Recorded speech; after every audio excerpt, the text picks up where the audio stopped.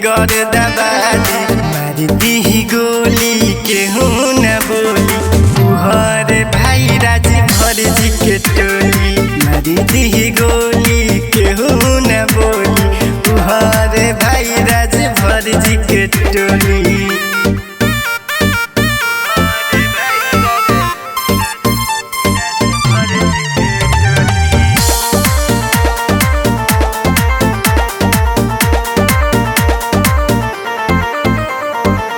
दूरे दूरे ले ओकर चर्चा हवे तोरा से ज्यादा ओकर खर्चा हवे।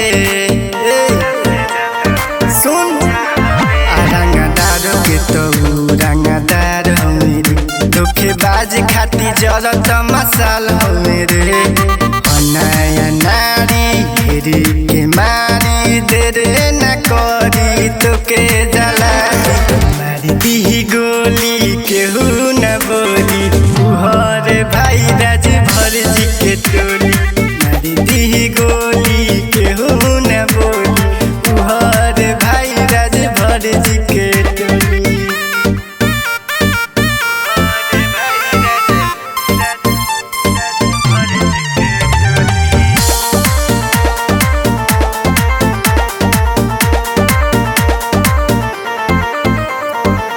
जे उसे भीरे तो शायद बचे झूठ न बोली हम बोली सचे बच के रहिए रे बाबू।